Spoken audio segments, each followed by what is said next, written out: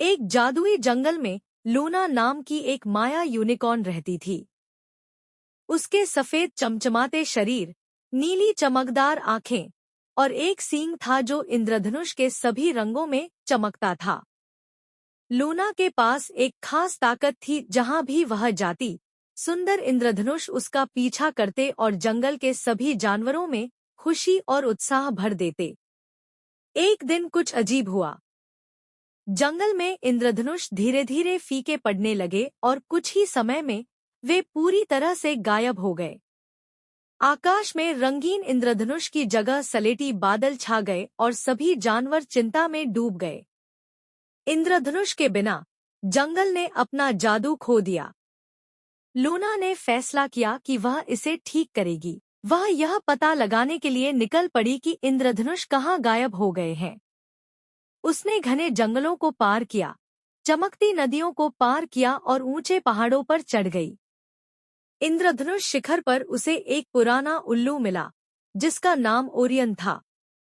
वह बहुत बुद्धिमान था और जादुई दुनिया के कई रहस्यों को जानता था। लूना ने उससे पूछा, ओरियन, इंद्रधनुष कहाँ चले गए?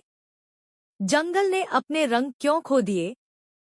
ओरियन ने अपनी गहरी, बुद्धिमान आंखों से लूना की ओर देखा और कहा, इंद्रधनुष रत्न, जो आकाश में रंग लाता है, उसे निम्बस नाम के एक शरारती बादल आत्मा ने चुरा लिया है।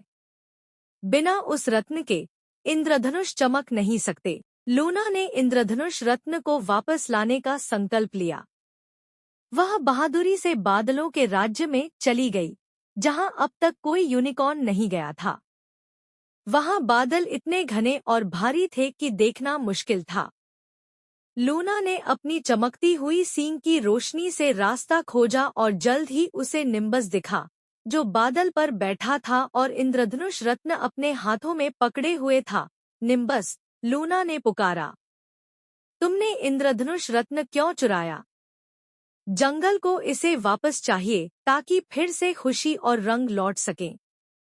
निम्बस को अपनी गलती का एहसास हुआ और उसने दुखी होकर कहा, मैंने नुकसान पहुंचाने के लिए ऐसा नहीं किया। मैं बस इंद्रधनुष के रंगों को करीब से देखना चाहता था और उन्हें अपने पास रखना चाहता था। लेकिन अब मुझे समझ आ रहा है कि बिना इंद्रधनुष के दुनिया उदास हो गई है। लूना ने दयालुता से मुस्कुराते हुए कहा, इंद्रधनुष की सुंदरता सबके साथ बांटने के लिए है। अगर हम साथ काम करें तो हम रंगों को वापस ला सकते हैं। निम्बस सहमत हो गया और उसने लूना को इंद्रधनुष रत्न लौटा दिया। लूना ने अपनी जादुई सींग से रत्न को चमकाया और आसमान में एक भव्य इंद्रधनुष फैल गया। रंग जंगल में फैल गए, जिससे पेड़, फूल और नदियां फिर से चमकने लगे। जंगल के सभी जानवर खुशी से झूम उठे और लूना और निम्बस अच्छे दोस्त बन गए। उस दिन से निम्बस ने लूना की मदद करने का वादा किया और दोनों मिलकर सबसे सुंदर इंद्रधनुष बनाने लगे। इस तरह जादुई जंगल फिर से रंगों और खुशियों से भर गया और इसका श्रेय जाता है उस बहादुर और दयालु यूनिकॉर्न को, जिसने कभी हार नहीं मानी।